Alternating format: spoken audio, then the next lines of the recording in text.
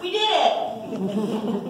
On the first day of class in August of last year, we arrived at the OMD on Woodlawn and descended the long hallway with equal parts nervousness and excitement for what was to come. We were told that these next 17 months would consume our lives, and that was not an exaggeration. We had classes twice a week, the first lasting 8 hours and the following lasting 4 hours. Regardless of whether we had class that day, we had to study at least 3 hours daily if we wanted to be successful. Add that, with most of us having a job or two to make ends meet, we had quite some adjustment to do.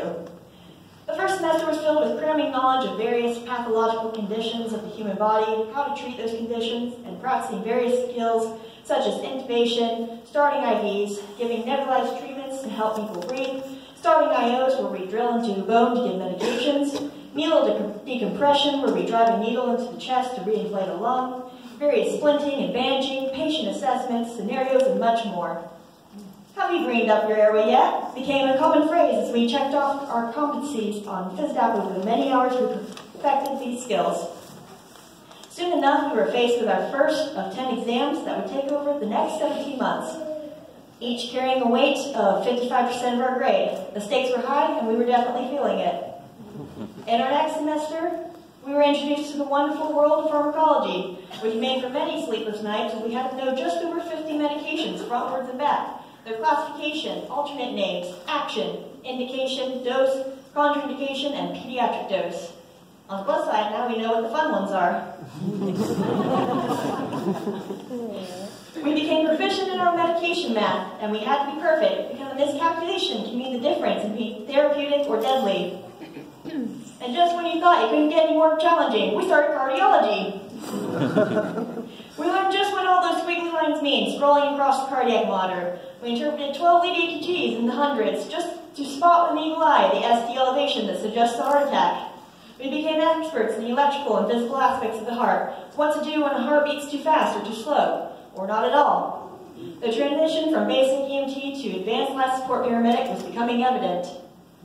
Before we knew it, we started our clinicals in our third semester. We traveled to various hospitals and spent a total of 320 hours in 2 short months between ER, respiratory therapy, ICU, OR, labor and delivery, which was all fun, pediatrics, and psychiatrics, in which we practiced our assessment of skills we had learned thus far on our long road to becoming paramedics.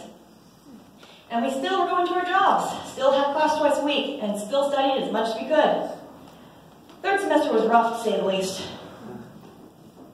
Finally, in our fourth semester, after a harrowing field qualification exam, we spent the next few months over 528 hours or more on 12-hour shifts with our preceptors on ambulances treating patients out in the field.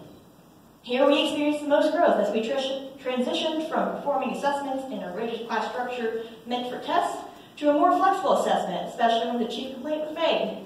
We treated many kinds of patients: diabetics, overdoses, psychiatric emergencies, difficulty breathing, chest pain, trauma, falls, strokes, abdominal pain, sepsis, cardiac arrest, and more. And sometimes the patient did not need treatment other than words of comfort.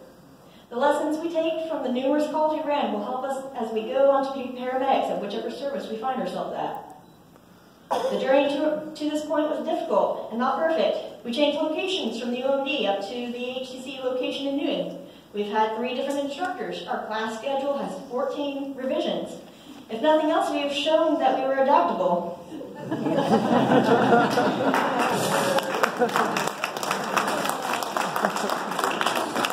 But there were casualties. We started with 12 people, and now we are 5.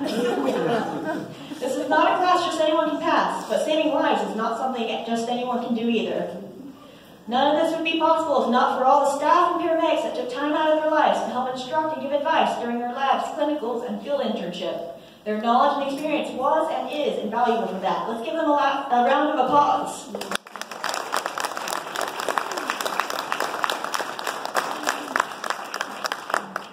We will all go our different paths from this day forward. Perhaps some will be paramedics at services throughout Kansas.